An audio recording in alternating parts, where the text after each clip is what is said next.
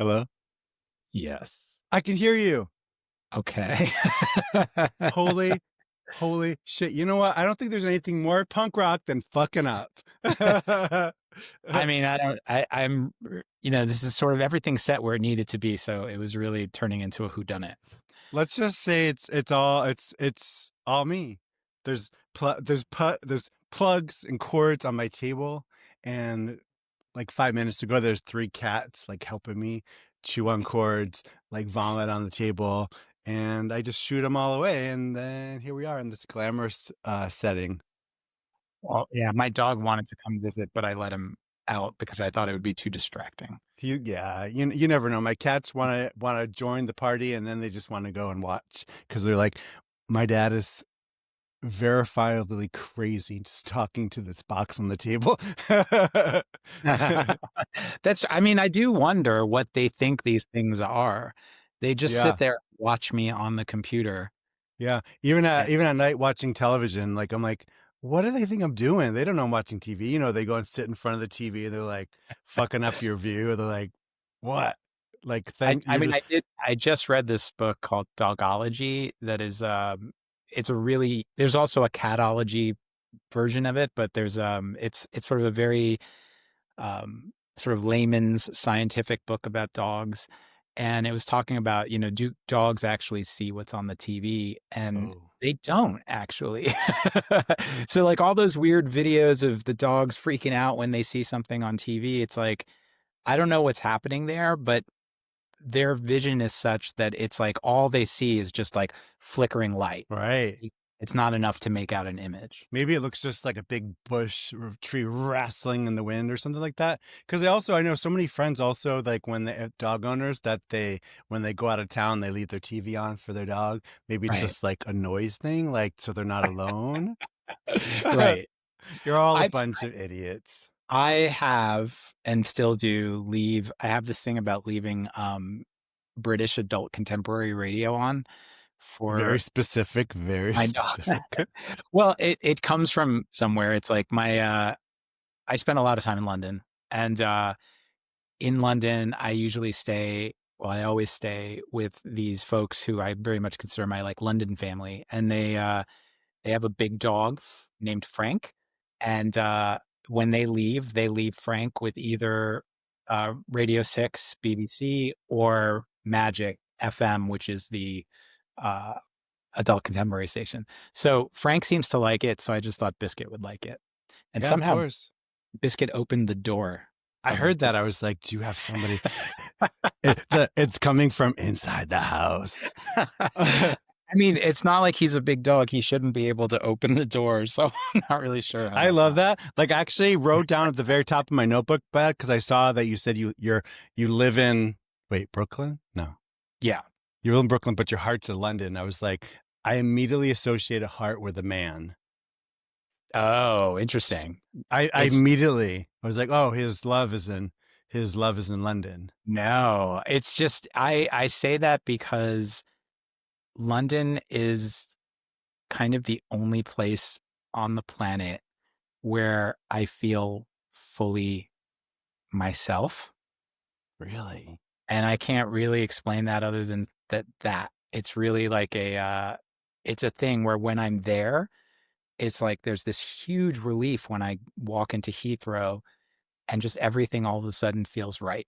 And I just feel like I should be living there or I just envision you walking through Heathrow. You got skinny black jeans on, a guitar strapped to your back. I don't know, all in black, and you're just like rock fucking star out of my way. That's how I'm imagining you. Well, because let's just say you are Norman Brannon. You are a good. I'm just gonna jump in. You are a guitarist for the band Thursday. That's yeah. currently. I studied the shit out of you all morning, and I was like, I'm now sort of in love and awe of everything you've done and are Oh, part of, and the things you discuss. So you're currently a guitarist in Thursday, but there's been multiple bands before that, and you're also the founder, publisher of Anti-Matter magazine.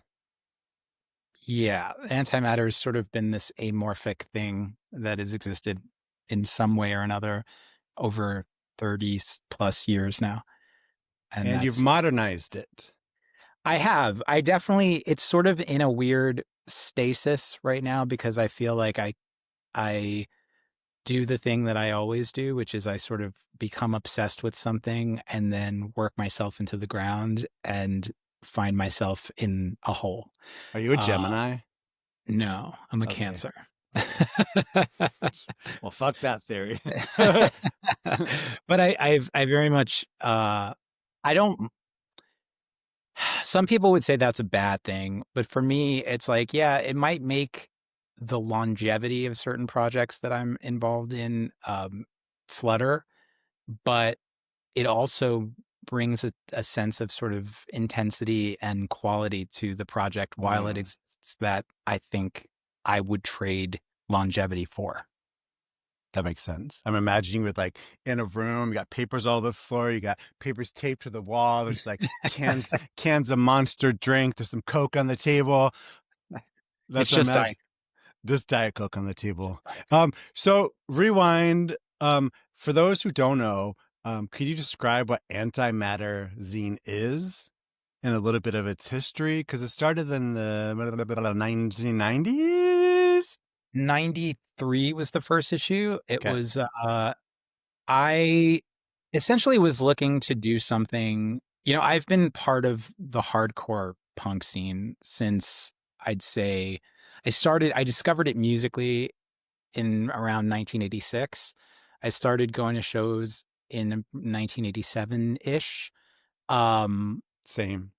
and yeah, it was a very, like zines were the thing that people did. Like to, zines were more than records even, I would say zines were the thing that I was more obsessed with because I felt like I could learn about not just the music, but about a culture, about geography, about people, about ideology, about, all these things that maybe we talked about in the music or maybe we talked about at the shows seem to congeal in a fanzine. Where was And this? What? Where? Just location where you were living at I that grew up time. in New York City.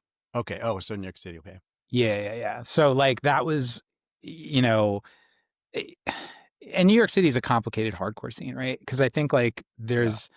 there was also a sense of danger in New York hardcore. It was very violent at different times. And at the same time, we had all these like really nice bands like Youth of Today. And like, Yeah. there was a lot of polarities that were going on and whatnot. But in the 90s, I'd say like the hardcore scene really changed in like a visceral way. Like almost we talk about it now, it's like saying like almost overnight, 1990 happened and every band before that broke up and started a new band. And Yeah. all the new bands sounded weird and different and not like the hardcore bands that we knew. And Were I those felt bands anti-grunge? Because I'm trying to think of early '90s now, and I know like grunge was like enormous. That's when I moved to San Francisco from upstate New York. And I remember grunge was also the early '90s too. So I didn't know if like hardcore punk scene was anything that was anti-grunge. I think it depended on who you talk to. There were definitely kids that were like into it, like that were, there were bands that were influenced by it. And I would definitely say like they're not grunge, but I would say that if there's like an alternative rock band that like Yeah. really deeply influenced the sound of early 90s hardcore, it was Jane's Addiction. Oh, Like I think like if you listen to Jane's Addiction and you listen to Quicksand, yeah. especially that first Quicksand album, you're going to hear a lot of similarities. And I think a lot of us were sort of feeling that. Yeah. We were borrowing different uh, from different places because I think like that was the point. I think everybody was getting a little older, everybody was getting a little better at their instruments. Everybody sort of wanted to continue to exist in this community that we created, I love that you but said getting better at their instruments. well, we were. Yeah. I mean, I was like, We're like, let's you know, fucking bang things and get loud. And now we're like, we don't know how to do this. Then you started like finding a way to. but even if you were banging things and being loud, you were still getting better at that if that was the path you chose to take. Like you take Yeah. a band like Sick of It All, and you listen to Sick of It All's first 7 inch, and you listen to Sick of It All Scratch the Surface in 1995, and it's like stylistically, they're still doing the same thing. It's still hardcore, it's still thrash, but it sounds crazy good now, right? Like, Yeah. so I think It's that was the tight, thing that, for lack of better yeah. words. Yeah. So like, and so I think that was all happening at around the same time. And so antimatter kind of came up from that in a way of wanting to connect the dots, because I started to see that stylistically hardcore was changing, and like even just the way ideologically hardcore was changing. And I didn't want us to get so far away from the thing that I got into. And so antimatter to me served as a bridge between the generations, because there weren't that many, if any, fanzines at that time in 93, 94, 95 of people who had been going to shows in 1987, 88, 89. Gotcha. Gotcha. And it needed that perspective. So, I love the physical copy of zines, because I grew up in upstate New York, and I just remember some of the early zines.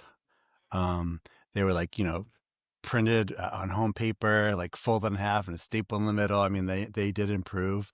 But we talked the other day. This was made me want to talk to you about, because I was at a show the other night, soft play, and I saw I made me think of homocore. Somehow homocore, that term popped into my brain, and I don't know why and in what context, but it popped into my brain because at this specific show, I was seeing this couple, these two gay dudes in front of me that were having public displays of affection, and like it was a straight band, but also the singer was wearing a hat that said "Make America Gay Again."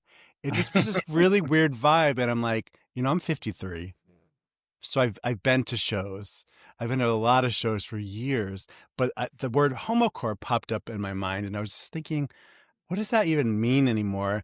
Or is that a term that's like has no meaning anymore? Or do we need something specifically called homocore anymore? Because I feel like acceptance and diversity is now just accepted and represented. So we don't need to be so specifically branding things as that. That was like so tough to many say. things. But I wanted to say one thing about Homocore Zine and how I originally found it. Well, I lived in upstate New York, in Ithaca, New York, and I wasn't in the closet, but it was a time before everything was found on the internet, and there was this like little bookshop, smoke shop down the street, and I would go and buy porn, like porn magazines, the ones where they're like covered in black plastic, Right. and you'd leave. And you're like, I would do it at dark. I would make sure no one would see me. I was creeping in there because I was like, oh, fuck, porn is dirty. But I remember once I was going in to buy porn, something like Latin inches or something like that. And to the right of the adult section, I saw this section of like random assortment of zines, and I saw Homocore.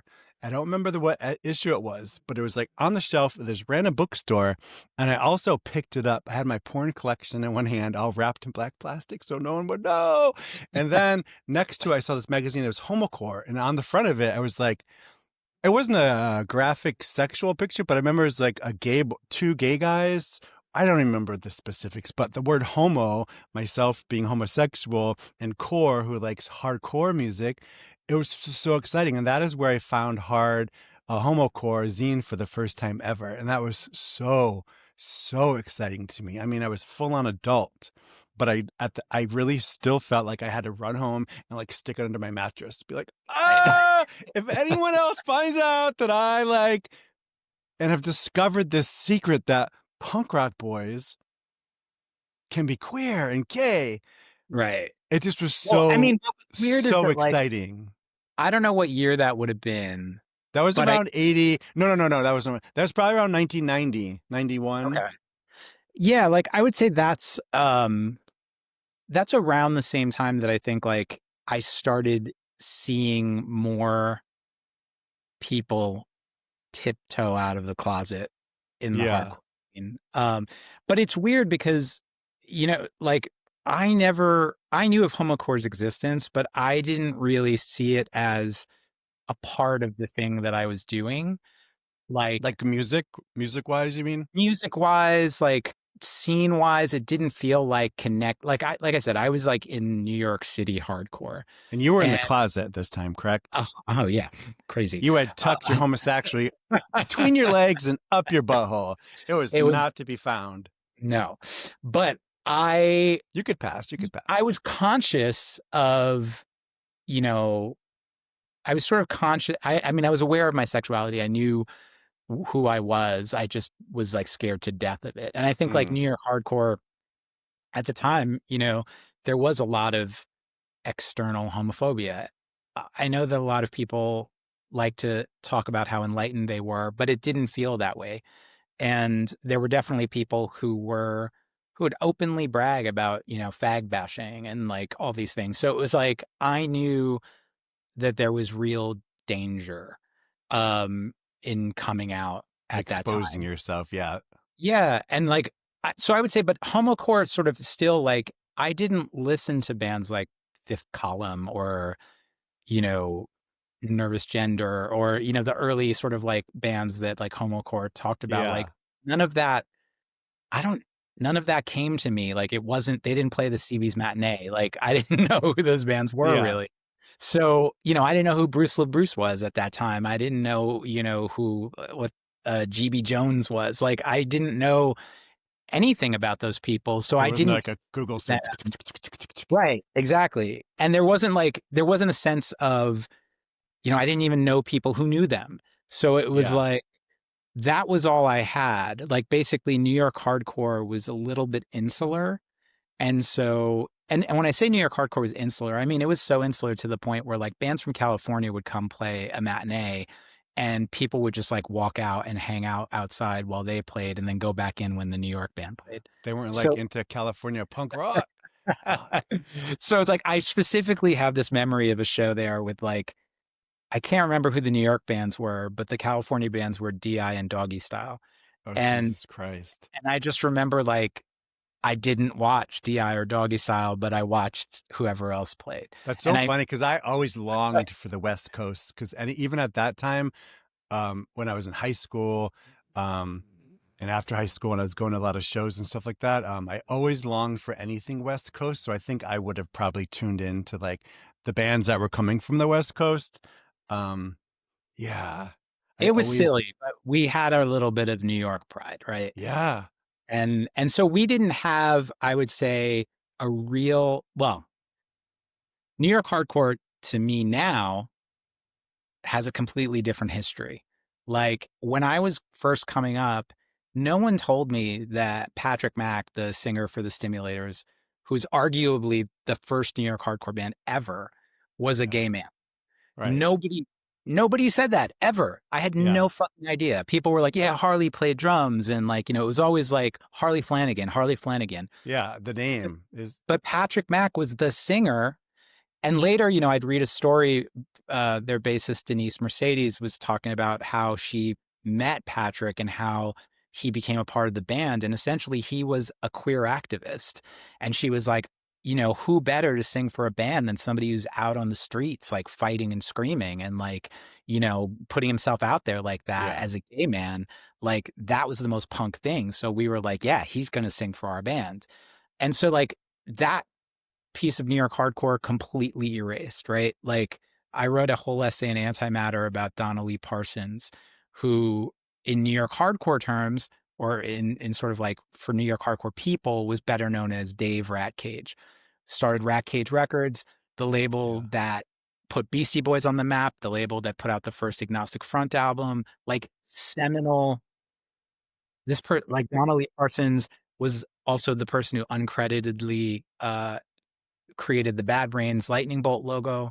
So it's like this is a transgender woman who has this history from before transitioning, but that history shouldn't be erased. And it was yeah, always such a thing where I was like, we shouldn't even talk about them as two different people.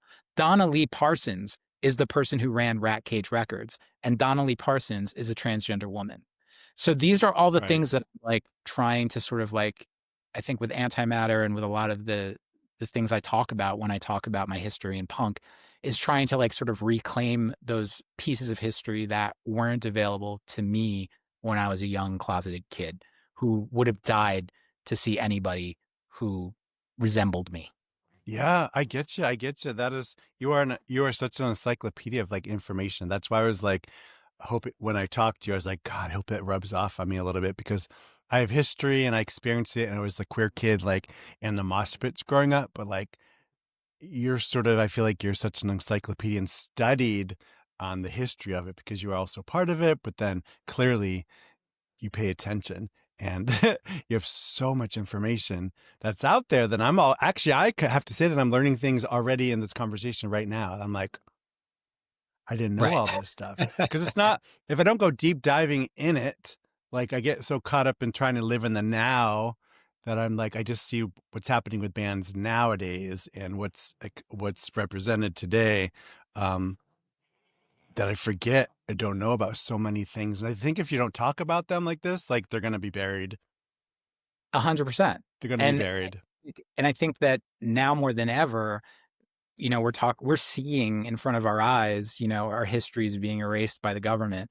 So it's like I don't want to see that happen in my in whatever histories that I can control or contribute to, right? And like hardcore and punk is something that now has been a part of my life. I mean, since I was like 12. I'm Yeah. 51.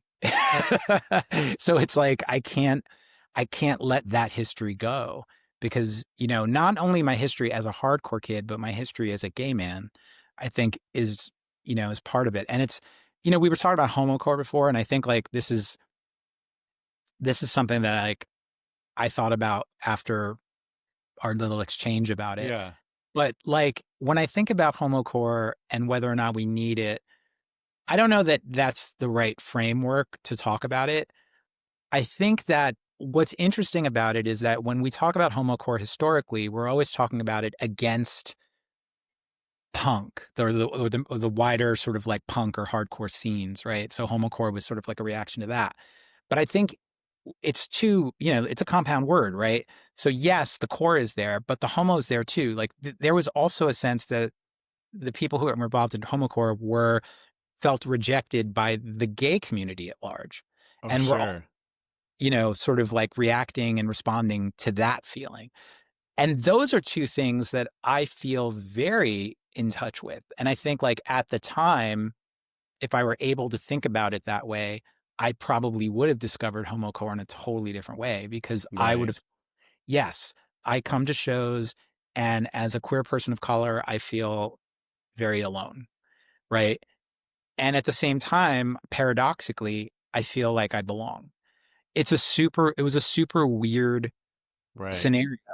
But I can also apply that scenario to my experience as a gay man coming out in the 90s and first feeling like, yes, community and finding my people. And it feels so great to be able to talk about this part of myself with people who don't need an explanation or an exposition about it.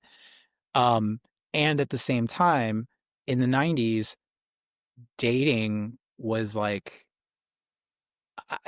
I felt so I mean, people would literally be like whites only in their like, personal Right. life.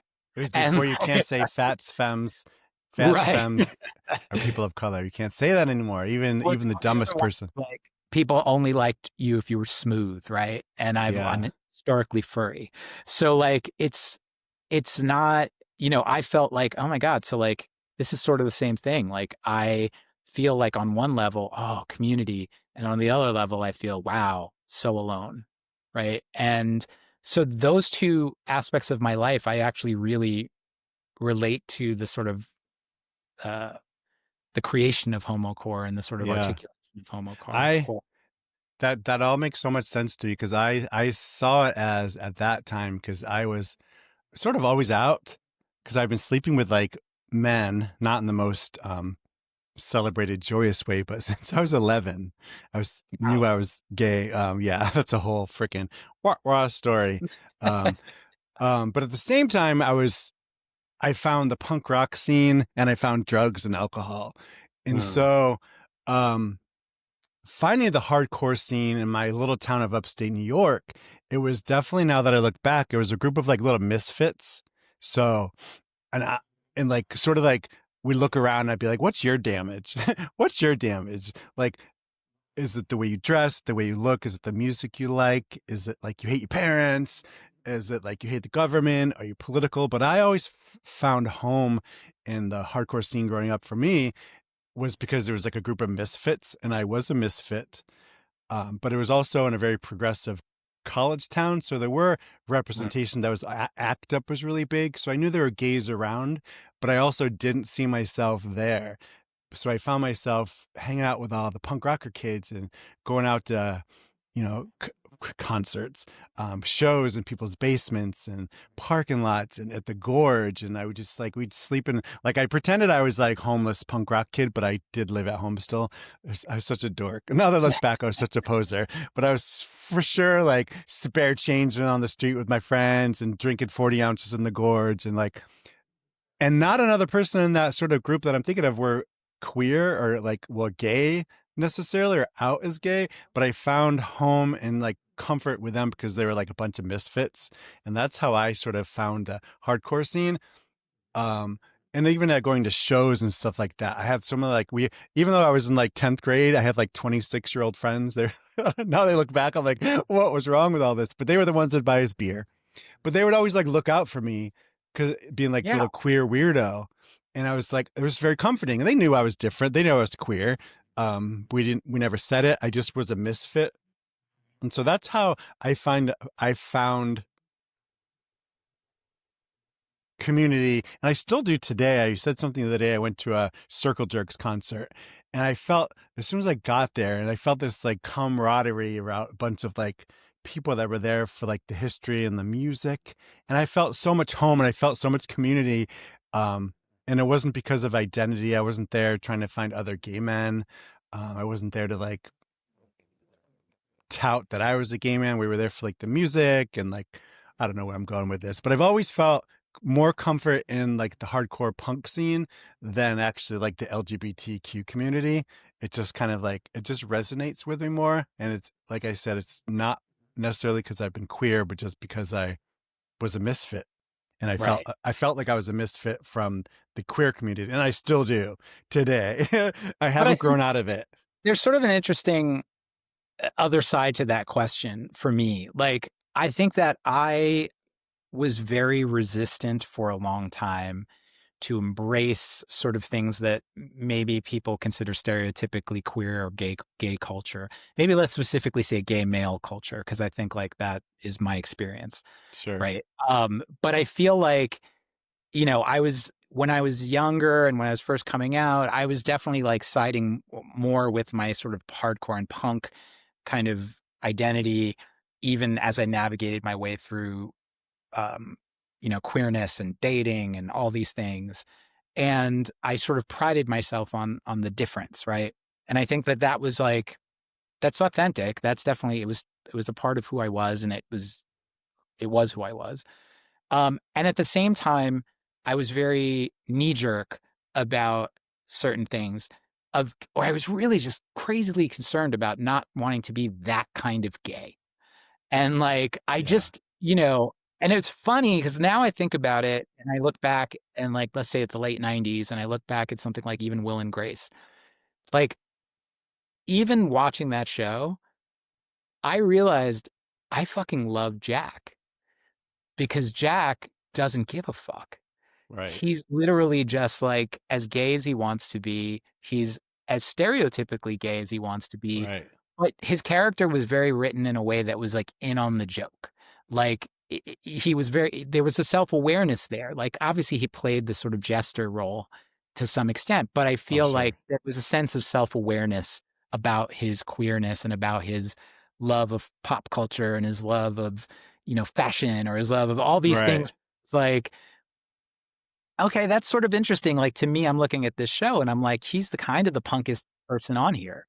And so that became a way where I started to frame it differently and I started to revisit things that I'd maybe rejected sort of out of pocket. And, that could be anything from Broadway musicals to Madonna to, Yeah. whatever it is. And now I feel very like I feel like the goal for me is integration. This is the this is the word that I use more than any other word to describe what I feel like my goal in life is. It's not happiness, it's not, wealth, it's integration, meaning that because of the way I grew up and I think most of us who have experienced anything in the closet would understand this to some extent, we've all created serious levels of compartmentalization in our psyches that have artificially separated all of these pieces of who make who we are. And that artificial separation creates situations where you're not being wholly yourself. And I feel like I, Yes. I would like to Preach.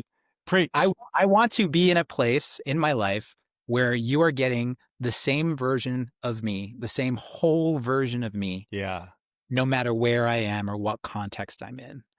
And that's what I'm pushing for. That's what I want more than anything. That makes so much sense. Like I've seen memes going around like it's just something about like everybody, each person in your life has like a different version of you sort of. And it's so true. I've always had separate lives. I think that's from partly being gay, and then like even now in my life, like I have my work life, then I'm one person, and then I have my after work life, and then I have my gay at home with my cat's life, and then I have my gym bro life. And I like to think, but you know what cycles through all this? I'm fucking hardcore all the time. I'm washing my dishes, vacuuming my fucking ceiling at the bars. Actually, I can't go to gay bars because of music I hate. But I'll be like at the gym, like same music, and like on the way to work, I'm just like with Well, like so okay, music. that's a good sort of example of like something that I didn't even realize like in a lot of ways saved my life, which was so in the mid 90s when I'd say I came out, as most of us do, it's not really like one big I'm gay. We're not really like, Like a gender reveal party. Poop! And there's like dick confetti everywhere. Poop, poop, right. poop, poop, poop, poop, poop, poop. Right. I'm a gay. It sort of happens a lot and in Were messy you ways. bi at first? Were you bi for 5 minutes on the way to come out? No. Nobody would have believed that.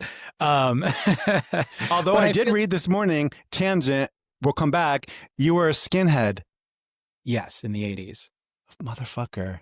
But like that was I didn't know, for example, that there was a queer contingent of skinheads. Like that would have Bitch. changed my life Like every completely. time I say bitch, I feel like that sounds gay, but bitch. We need to talk more off. I'm gonna come all the way back to what we were just talking about, but like I want to tell you about the time in 11th grade that I took a Greyhound from upstate New York and I lived on the streets of San Francisco as homeless for a while.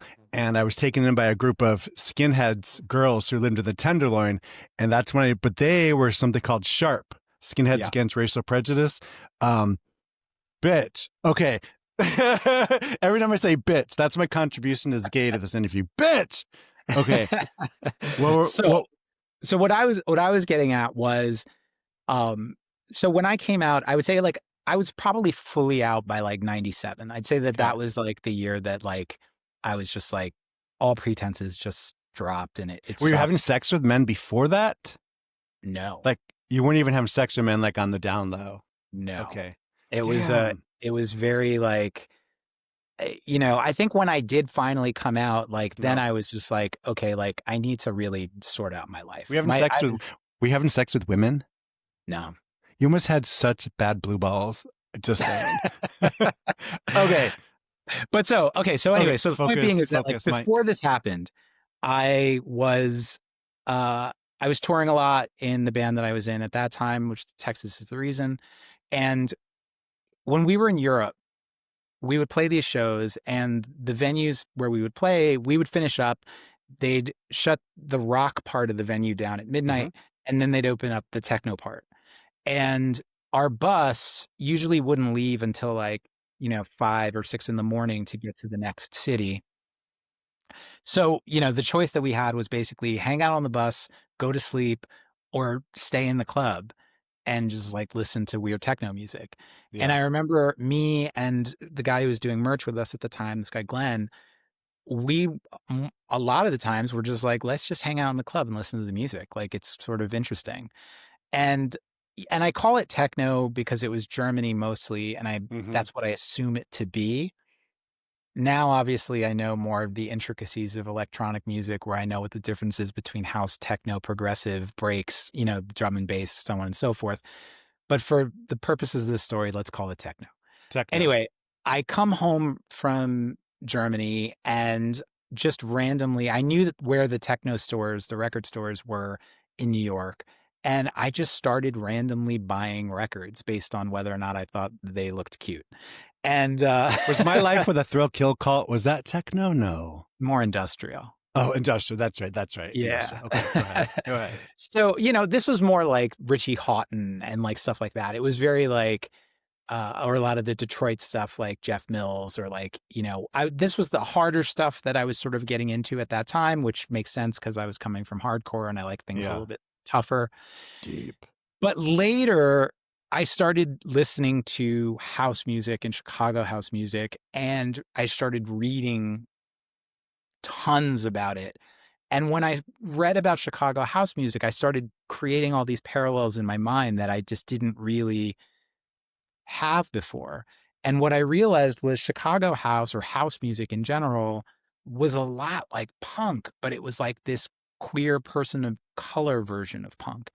It Mm. was like the early house and techno records were people who literally went to pawn shops, bought discarded equipment from rock dudes who were like, this drum machine is bullshit or this bass Okay. machine is bullshit, and they discarded those items, sent them to pawn shops. And then these young poor kids basically came in and they wanted to make music, and this was the cheap materials at hand. They bought them and created this entire genre of music based on largely a lot of those early records are literally two machines. So Right. it's like, so that to me, I was like, that's so fucking punk. That's so ingenuitive. That's innovation. And it's also expressing something from a marginalized community that both expresses frustration and struggle as well as release and joy. I was like, what a fucking gift that is. That is amazing. And when I started to like really get into it, like I moved to Chicago in 1998. I started DJing. I started working at Gramophone Records, which is like the ground zero house music record store in Chicago. And I dove into house music as much as I dove into punk. And what was funny about it was I was meeting so many people who knew who I was because they came from the hardcore scene. Oh, So funny. like The there were crossover. so many house people who were like, "You get it." They were like, "This is punk." Well, I know so many scenes are like, if you're not in the scene, like, fuck that. That's dance music or techno music or house club music. That's fucking not punk. You're a sellout. You're a fucking DJ now. You Right. know. But I mean, to me, it was like the reason I say it saved my life is because it put me in a community of people where queerness was not only accepted, but it was part of the fabric of the community and the history of what we were doing. Like Right. Gramophone Records was owned by an older gay couple, both recently passed away. But they, Joe especially was one of the owners. He was like, when he passed away last year, I very much, I reflected on that a lot because he was sort of my first gay mentor. Like he was like a dad figure to me. He was maybe, I want to say 20 years older than me and had survived so much and was there, in the Chicago queer world since, from disco to death. And it was Yeah. like, I That'd be a just, great title of a book, From Disco to Death. yeah. I really, being around people like that and other queer people and trans people that existed in the community at that time, it was a vision of life that I'd never had for myself before. And he And also he was someone as a role model that had a level of success too, right? So I think yeah, as a role model. I think that's important too, to see, like, because there's some role models that are just fighting the fight. It's amazing, but it's also nice, like protesting in the streets and this kind of thing. But there's also nice to see role models who are actually succeeding and like having success in their sort of chosen field. And he was thriving and he was well loved by multiple generations of Chicago people. And it very much felt like a privilege to be a part of that, even for the few years that I lived there. Um, and that's something that like that's never left me. I'm still like as obsessive about house music as I am about punk. That's funny. That's funny. I get it. I get it. I think of Detroit too as house music and deep dish and I love Chicago. these. Yeah. So how do you feel about the band that was against me now, Laura Jane Grace? Do you, That's a broad question. uh, unless, yeah, it is a broad question. Do you like, are you a fan of the band Against Me, and are you a fan of Laura Jane Grace's music? Yes. Me too. Yes. Hugely. Huge fans. Huge fans. I mean, Um, Against Me was like I was I wasn't consistently on Against Me, like on the vibe on the train, yeah. largely because I now obviously in retrospect we know sort of where a lot of the tension and weirdness was coming from, but it very much felt like there were times where Against Me was uncomfortable to listen to, like where I could feel something in the music that like was hitting this like note of like Mm. I don't know, it was just I don't know if what it was, pain or conflict or whatever it was, but you know that stuff comes out in the music. And I think, you know, it's one of the reasons why I say, for example, like, you know, you look at a bit like Texas is the Reason. It's like I wasn't even out during Texas is the Reason, but I listened to those songs and to me those are gay songs. I Right. remember what I felt writing those songs. I remember where I was mentally and psychologically, and some of it was very uncomfortable. And like the ears who hear it sort of translate it into their own sort of version. Right. And since you Yeah. were wrote it, like you remember the sort of intention of the songs. And things obviously changed when, you know, because I didn't write the lyrics, but, you know, and so Garrett would write lyrics and that would sort of create like a different version of the song. But Hmm. in my head, you know, I can tell you where every song, what emotion or what feeling or what event sort of inspired every song. And I can tell you that musically, at least, those are gay songs. So, so I think like Against Me, I could see some straight dude going, "That's a huge fan." What? What? well, I think it's important to say those things. Like, you know, even like with Thursday, I think a lot of people don't fully grasp that like both guitar players are gay. Like, if you had told me 30 years ago that there would be a band of Thursday's size and stature and respect with two gay guitar players, my And they mind, don't play disco. right? Do you I mean, guys do I've seen like, Do you guys do YMCA cover songs? uh, I like the Village People, so it's hard to say. Me too. Me too. Me too. Actually, so I used to be a Hare Krishna in the 90s, and You bitch. and Tambourine and orange sarong and sandals and everything. sort of. Um, we didn't really use tambourines; those are Western I instruments. grew So up as a hippie kid, so I understand. yeah. Sort But of. so there's a Hare Krishna temple. The first Hare Krishna temple in America was on Second Avenue in the East Village in New York City. And at some point in the 90s, early 90s, the Hare Krishna movement bought that piece back and reopened it as a sort of like mini preaching storefront. And so I used to go there regularly. And Randy, who was the cowboy from the Village People, lived upstairs. Oh, fucking A. And he used to come downstairs all the time and hang out. And I developed this sort of like affectionate little friendship with him. He was really nice, really cool. And Yeah. maybe from that experience, I was like, okay, like, uh, I like the Village People now.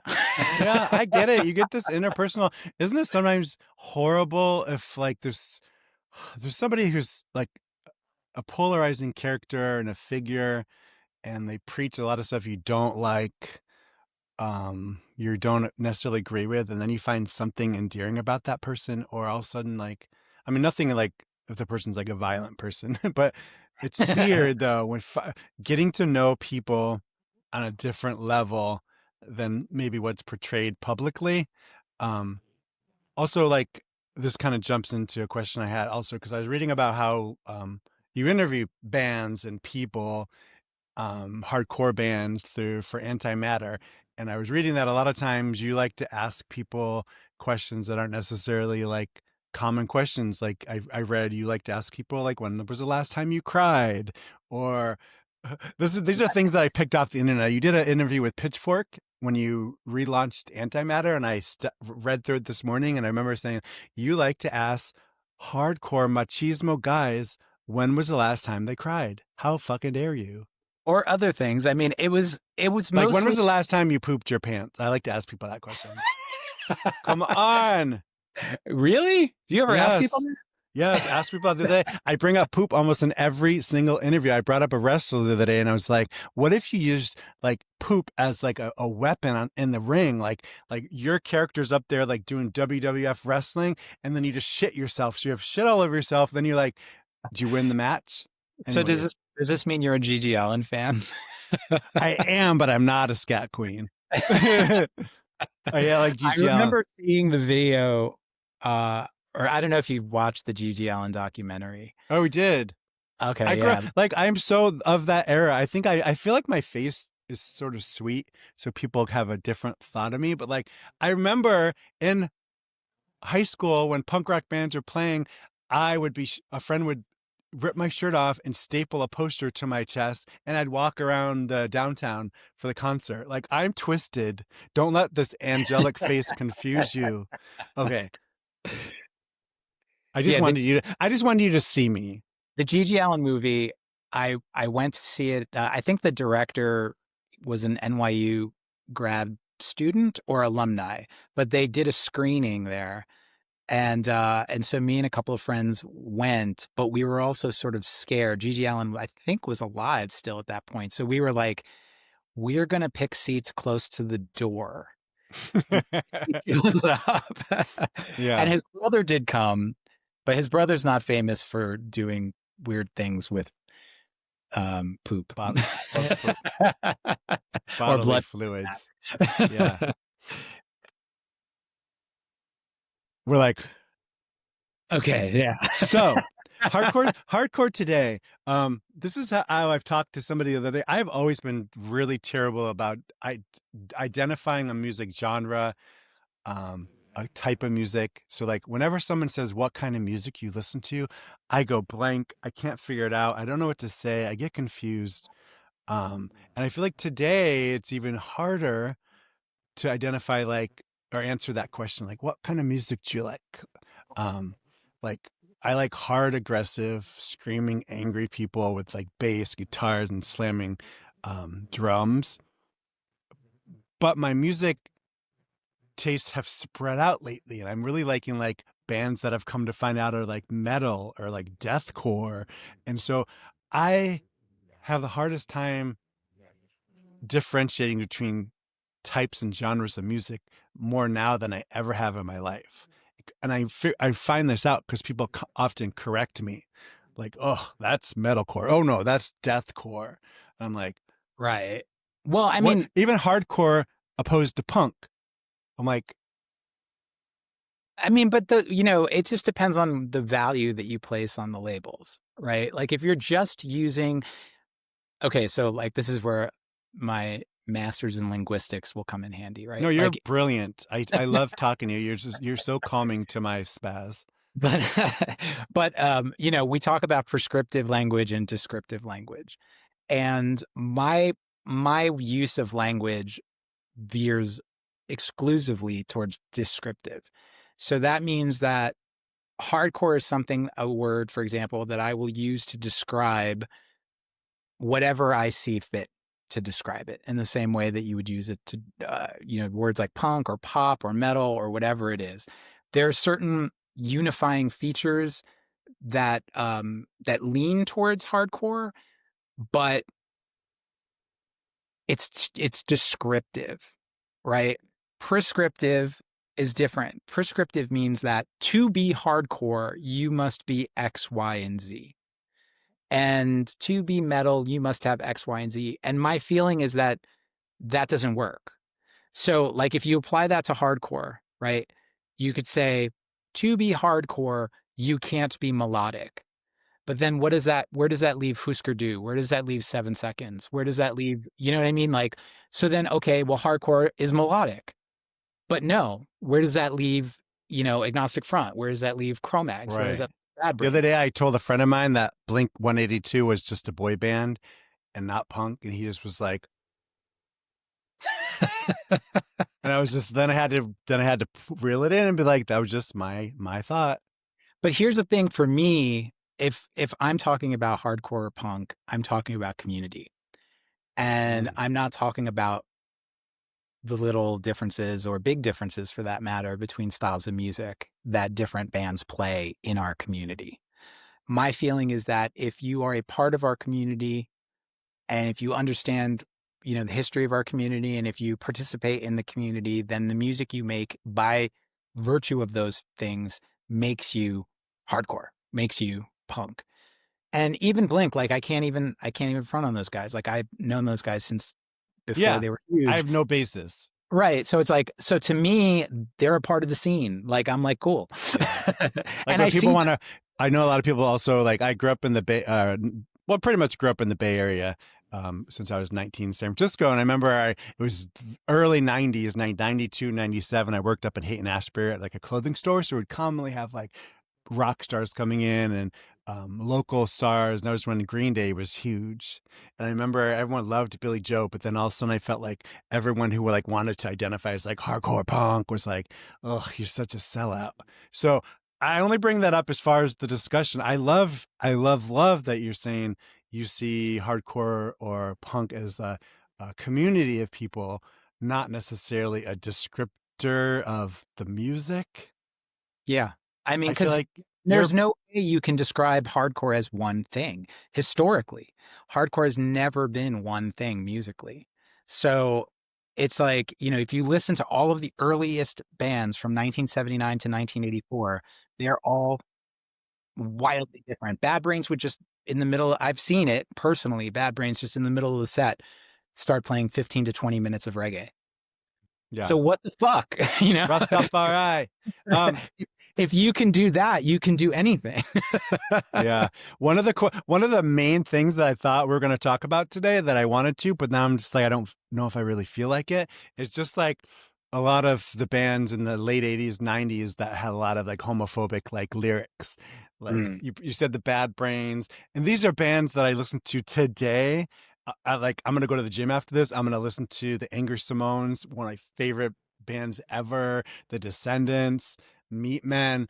Um, just on and on and on. Like, and I also listen to like just music in general. Like, I used to listen to like Two Live Crew, like Easy E, Easy Does It, and those Right, lyrics are so like misogynistic and homophobic. But like, right. I somehow can differentiate it and not let it bother me today because of when it was written. Yada yada yada. But I was wanting to bring up like growing up listening to a lot of this music, but like hearing all these like anti-gay lyrics was weird to me, but it never kept me away from it, and I never felt threatened by it because I think it was just like a lot of bark.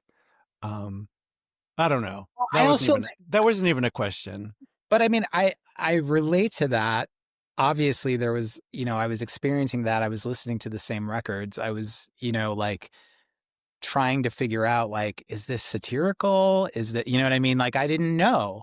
But I think the thing was back then, the threshold of tolerance that I think queer people would have for homophobia was maybe a little bit bigger than it is now. Oh, gotcha. Because we didn't really have that much of our own. I almost felt included because he said fag or gay in the song. Like I'm like I do exist, even if Think I about exist this. for Think you to about this. hate. So we're roughly the same age. So I'm assuming that you probably grew up watching a lot of wolf video movies. Like, are you familiar with Wolf Video? A little bit, not super.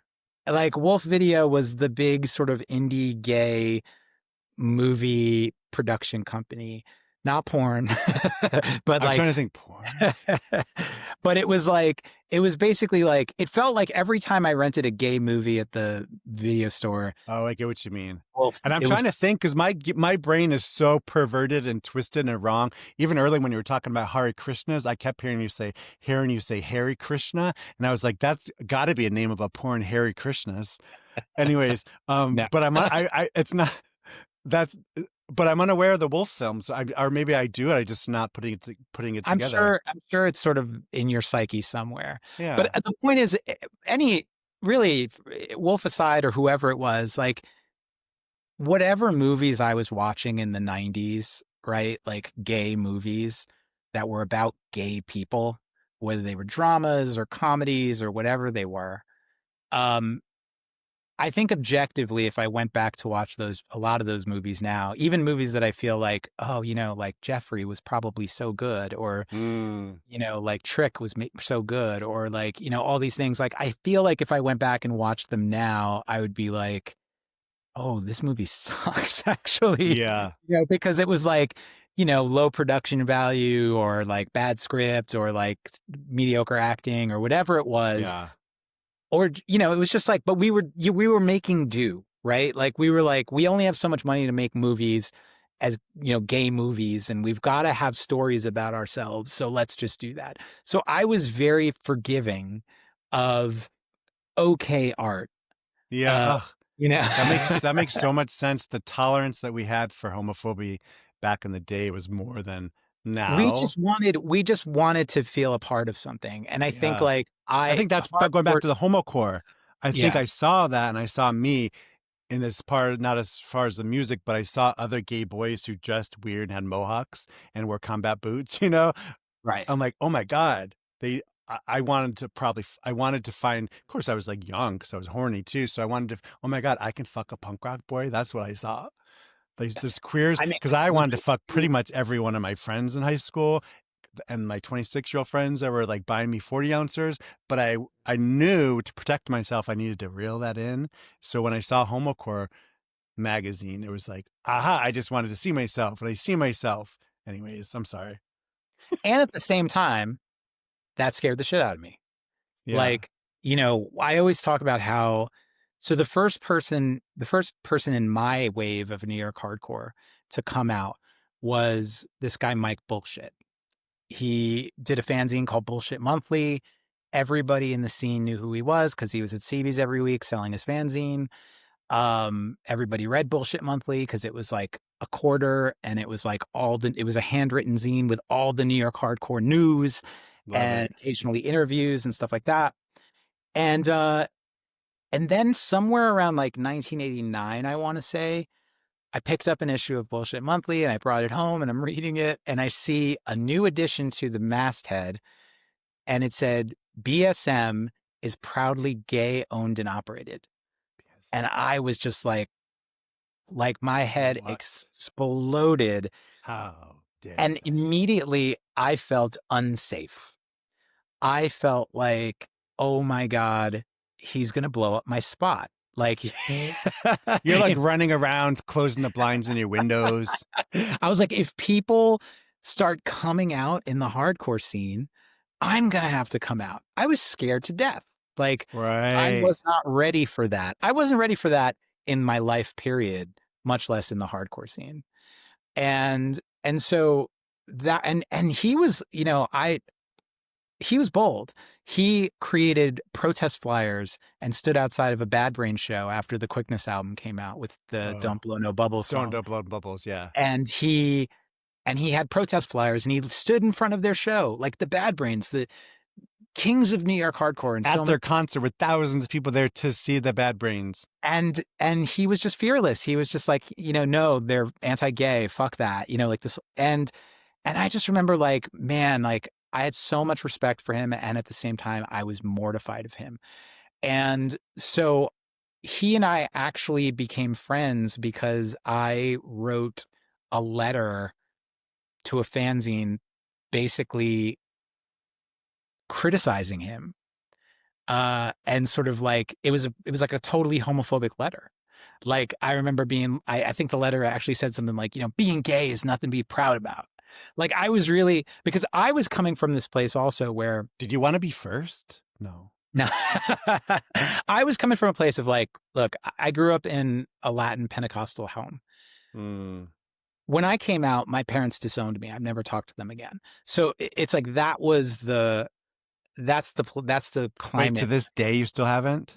They're dead now. So yeah, no, Oh, this happened. it wouldn't be a two-way conversation. Yeah. No, but like, so yeah, but for decades we didn't talk.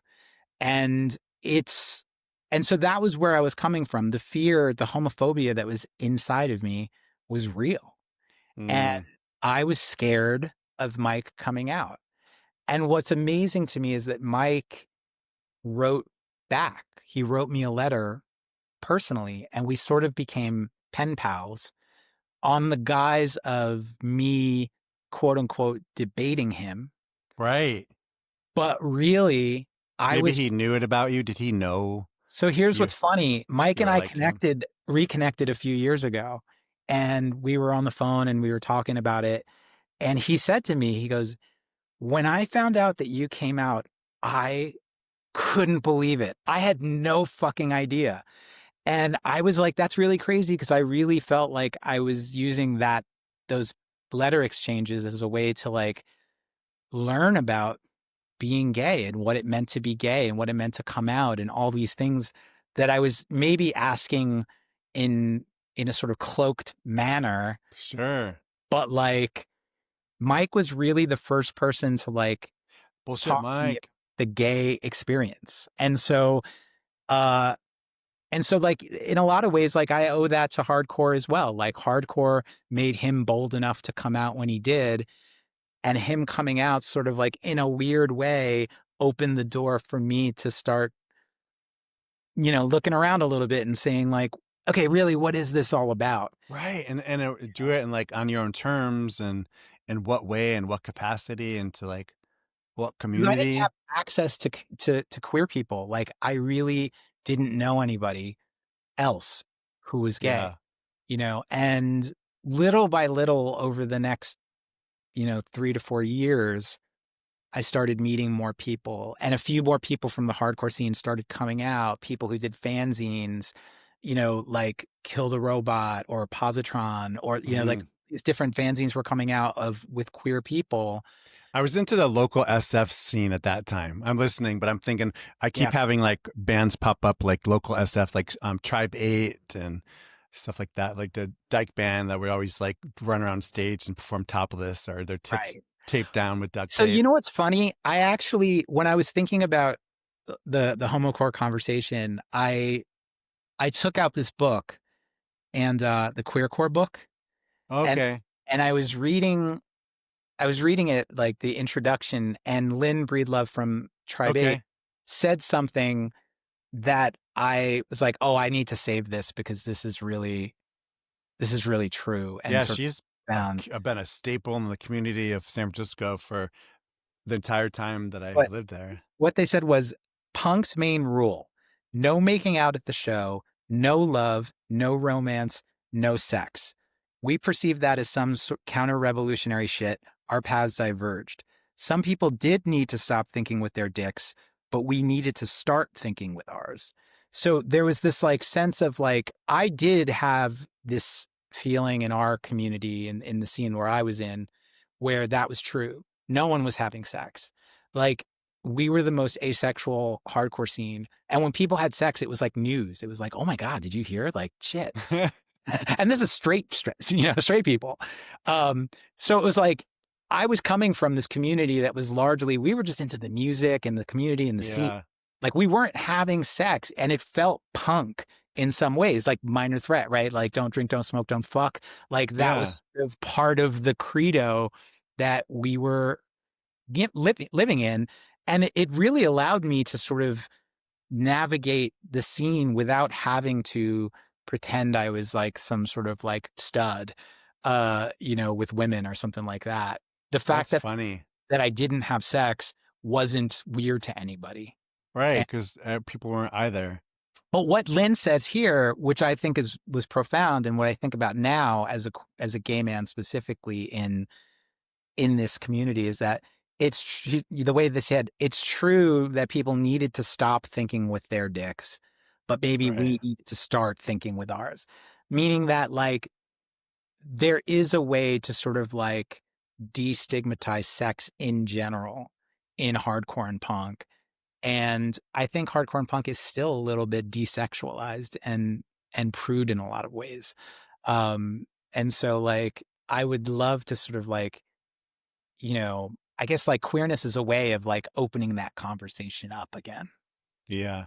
It's so funny. Like I, I'm just reflecting back on a lot of my experiences when I was younger. Now I'm like such a loner. I'm married to my husband, have 3 cats. That's my whole world. Right. But I had a big community of in the hardcore scene when I was growing up. When I was young, like I experienced a lot of shit when I was really young, and like most people have. But the community around me was mostly straight men and like straight women. But like the straight men was so comforting, and I still find this today to be like very nurturing. Um, I think of this like back in the day, like I was afraid to be gay. I was afraid to be the weirdo because I lived in a small town. I love this aggressive hardcore punk rock scene. I made this community of friends. We drank together. We'd sleep in the park together. They would look out for me. I would look out for them. I just found it very nurturing, the community in general from straight men back then. I just think of this one experience that I had. This was in Syracuse, New York. It's probably irrelevant to the whole conversation except for like straight hardcore tough guys that were so nurturing to like the young gay guy. It was like we went to see Jane's Addiction and Henry Rollins in Syracuse, New York. I decided to take a whole bunch of acid. So I found myself lying underneath the pool table, as one does during a show, and I remember it became sort of like a spectacle, but I do remember to this day thinking and looking back at my friends who were there to see these shows and be punk rock, and they were straight, they were talking about girls, but they were so nurturing to me. Like I don't know. I find somewhat the looking out for each other, the other misfits, the other damaged dolls, sort of endearing. And I do sort of see that today when I go to shows, like people falling in the mosh pit and picking them up. And now the bands are like they're on the lookout for the audiences way more than they used to be. And I just remember way back in like the 88, 89, going to shows, and all my like straight hardcore buddies were like always nurturing for me in a way that's like wasn't macho, but they were like so macho. I don't know. Well, you find your people. Like I These think are my like this was the Yeah. point of, when I talk about antimatter and like the questions that I would ask people, I wasn't necessarily asking people, sensitive and emotional questions because I thought that they weren't sensitive and emotional people. I think that what I was doing was I was showing other people the people that I knew in the community. So, for example, someone like Richie Birkenhead from Into Another, he had a very bad reputation as somebody who would beat the shit out of you. He Oh, was okay, like a violent for any specific reason, or just if you stepped on a shoelace. he no, I mean he was mostly righteous about it, I think. Like he wasn't ever like a total dumb thug. Um, but I think the point is I knew Richie as this really thoughtful, articulate, sensitive person, and other Mm. people didn't. And I kind of was like, well, what if we had a conversation that was more about the person that I knew? And that was the type of thing that I wanted to do because it wasn't about emasculating people or making everybody look like wusses, Soft, right? Yeah. like soft. Like it was about sort of, again, maybe this before I even understood what I said to you before about, it was about integration. It was about sort of saying that these people have multiple dimensions and we can look at them as all of those things, not just one or the other. Like I fucking hate when somebody does something bad, right? So let's say somebody does something that you think sucks and you hear somebody go, well, he just showed you the real him. Mm.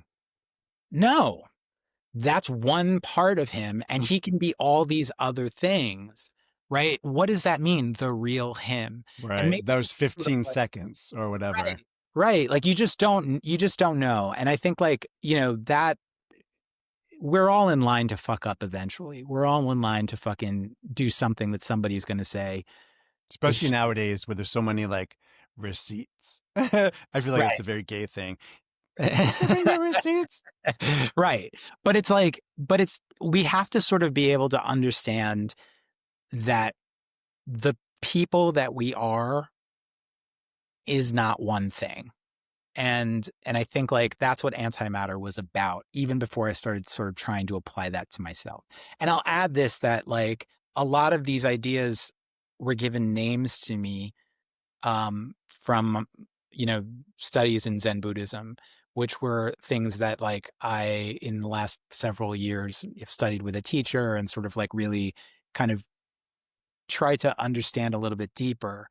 And the idea of the integration came from a class that I attended where somebody talked about the relationship between the word integration and integrity. And it was like lights just fucking blew it out of my head, like where I was just like, oh my God, I've never thought about those two words in the same context. And that actually is what integrity means. Integrity is about wholeness and understanding yourself as a complex mess. You are all of it and none of it. Ooh, I like that a lot. And this is another one of those conversations I feel like was almost a therapy session for me because I'm a hot mess. Um, and not in general. I mean, like it could be worse, but I keep saying, and when I talk to people, they're always like these somewhat like therapy sessions about like me and how much it's like holding a mirror up to me because a lot of the things you're saying about the community, the good, the bad, the ugly, I am, and I'm just like, it's just been very interesting, just about like when you're talking about bullshit Mike bullshit, bullshit Mike, about how he came out and you were like, ah, and like, because I still to this day, if I like, there's so much what you're saying I relate to in different contexts. Like I go to the gym. I keep talking about the gym. I should be way more fit. Anyways, I'm not a gym bunny. Um, I go to the gym for my mind, not my body. Um, but I go to the gym and I see some guys there. I go to like just kind of macho surfer beach gym here in San Diego, and sometimes I see these guys there that are clearly gay, like dancing and like these like very gay outfits on, and I get so mad at them. And I'm like, what is that about? You know what I mean? I'm like, how dare you? Like, how dare you come in there and just not try to fit in? Wear your knee length board shorts. Like it's weird. So the perspectives of the community of hardcore and observing it and projecting my own thoughts and opinions on things is complex and a big journey. And like, so this conversation has been very therapeutic for me. I mean, I feel really strongly that like if you want to be that gay 24 hours a day, I'm into it. Show up at the gym in a fucking crop top and a Speedo for all I care. I know I the guy I'm thinking about wears a crop top and he's beautiful by all standards. And it says he always wears a shirt that says squat on my face. And I'm like, you fucking it's a lot. yeah, it's a squat on my But face, but like somehow I get so mad at him. It's nothing to do with me. I don't know him, but he's just like out right. in a very like macho dominated place. And I'm like, it makes me so mad. There are definitely still, situations that I get into even now where like now I'm very out. Like I am very out. I think I'm visibly out. I don't micro police myself anymore. Like even from this interview, you can see me using jazz hands all the time. I, I used Oh to be, no.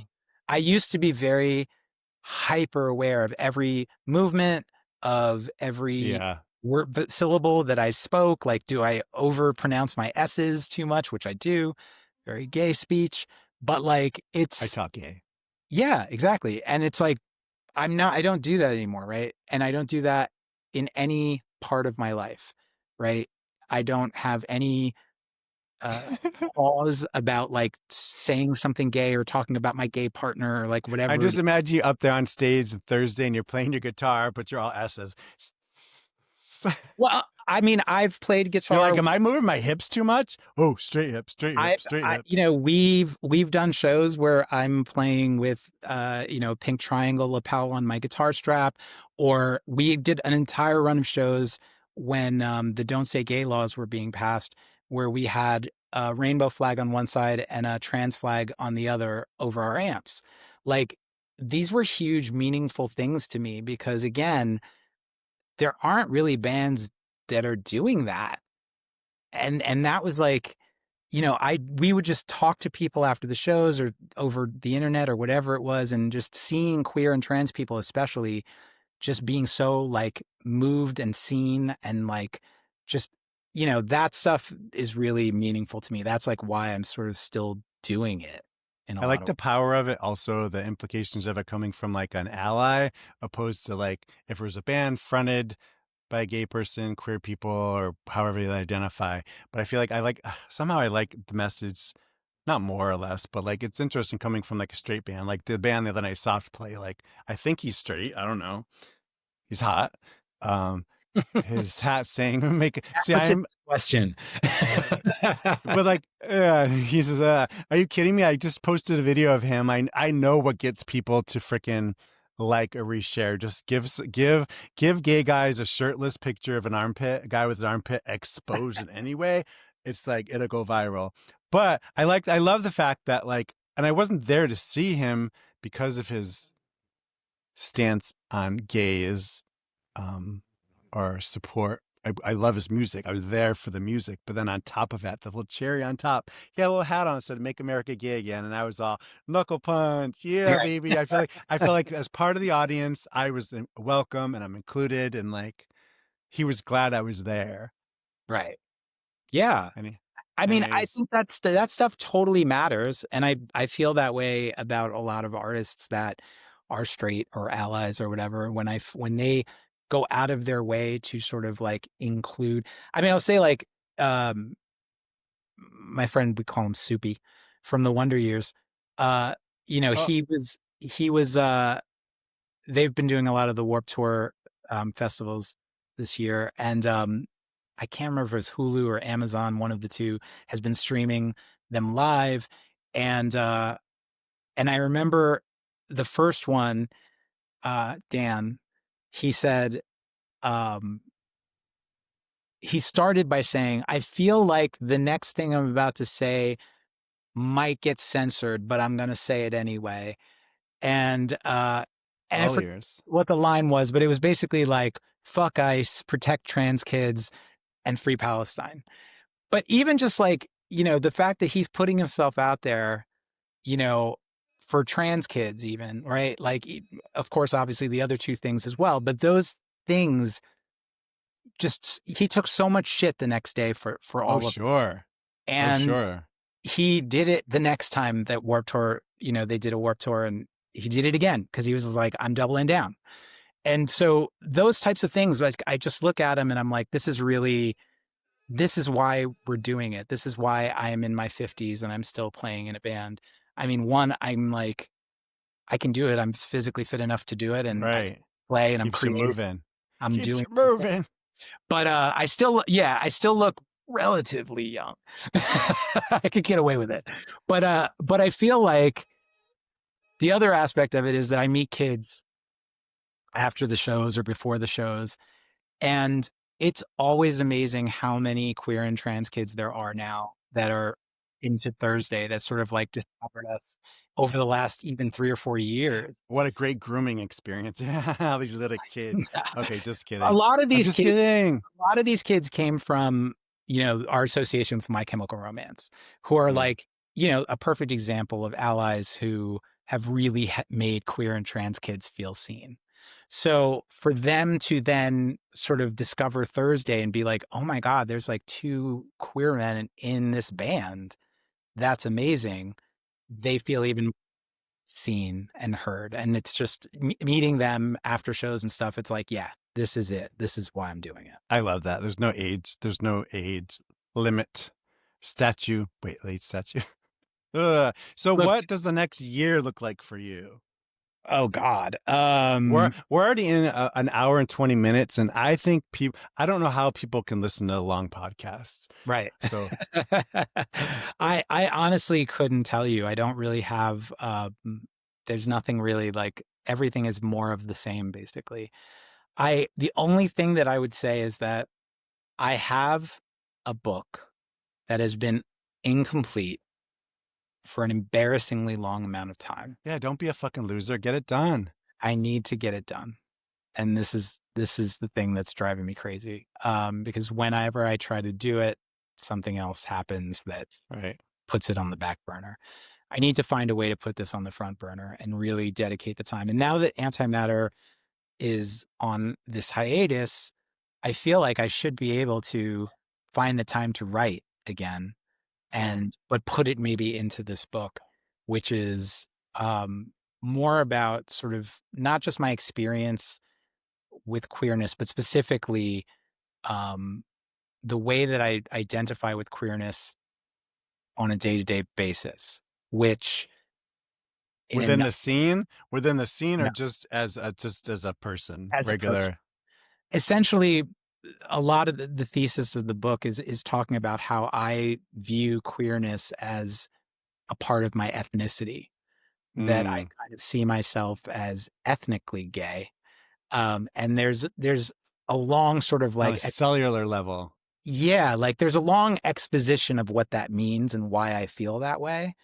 But I feel like the the version of queerness that I think often gets presented is often under the auspices of chosen family, or even, like obviously the I'm born this way, and that's all great. But I think of it deeper than that. I actually feel a relationship with other queer people that is beyond simply the fact that we share these sexual predilections. Hmm. Like No, I get it. I get it. I see it as relational and as ethnic. Um, Even more so than I do, and maybe part of this is because of the way I grew up in a sense where like I had a family I grew up in an immigrant family that largely erased ethnicity from my childhood experience. I know the very basic things about my mom's Colombian heritage and my dad's Chilean heritage, but I don't know really, I'm not a part of that culture. And so they wanted me to be an American. That's the immigrant dream. And Right. so that was like, that's basically like what I'm trying to get at here is that I've had to look in other places to be nourished on an ethnic level. And I've understood my queerness in that way. Ooh, that's thoughtful.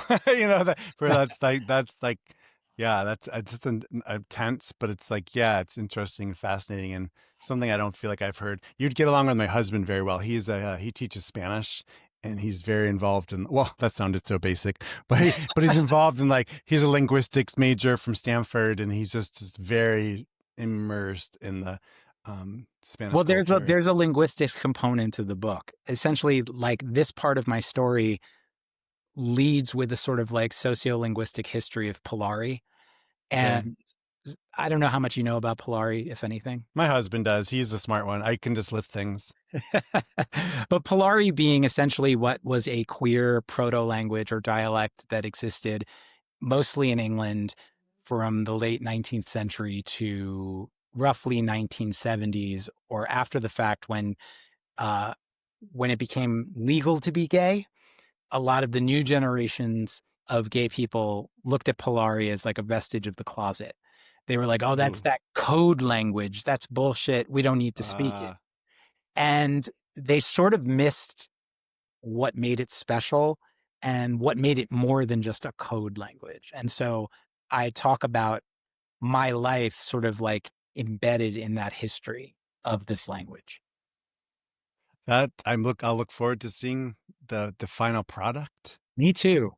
And maybe if you spent less time cruising in the park, it would allow you some time. I saw yesterday that some cruising park in New York City, I think, like there was like 100 men arrested or for It was actually soliciting. it was Penn Station. Oh, which it's a Penn Station. yeah. I guess the bathrooms in Penn Station maybe were big for Well, get cruising. your ass out of Penn Station and get yourself a pen and put it to paper. There you go. It's as easy as that. Busted. All right. Well, thanks so much for chatting. I feel like it's like an ongoing conversation, and I usually end these and I'm like, fuck, I didn't say anything that I wanted to, but I'm glad As your you're energy. there's something you need to say. No, it's I don't think I do. It's just salacious bits. I feel like I'm no. I thank you and I apologize for me. You seem like an encyclopedia wealth of information. So I'm gonna keep focused on what you're doing.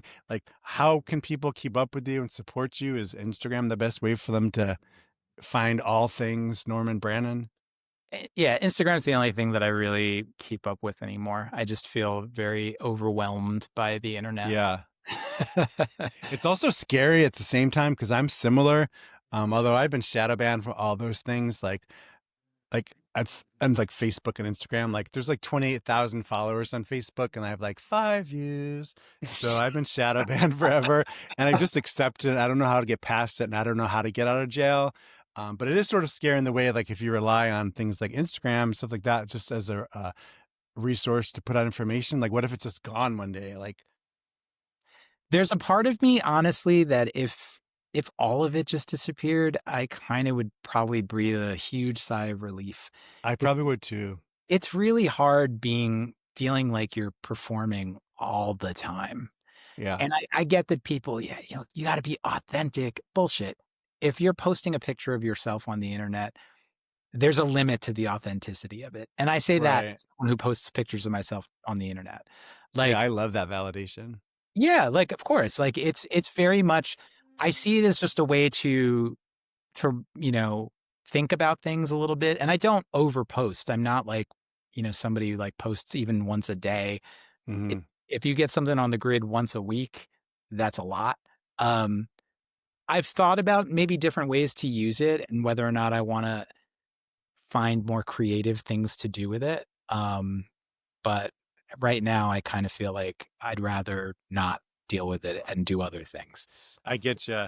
I get you. I go back and forth because I used to do a lot of like interviews back in the day, and then I took like 8 years off. And when I started doing this podcast again, I had a lot of reservations because I was like, I'm always so angry that there's so much noise on the internet and so much stuff that's like, does that need to be recorded? Does that need to be there?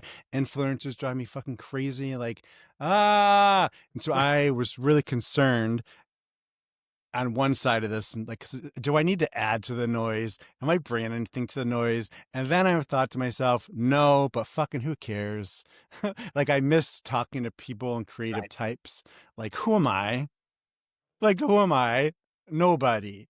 Like, but I do like having conversations, and I feel like sometimes people will like listening to them. And I do like talking to people that are like not necessarily just part of our community, but like people that touch me in a way that I Yeah. feel like I want them to have 5 or 6 more followers or like more of a platform. And I'm like, how many times have I like been a huge fan of somebody and I'm like, I can't believe they're not larger. I can't believe they're not talked about more. I don't know. So I if also I, think there's like I would not scale well.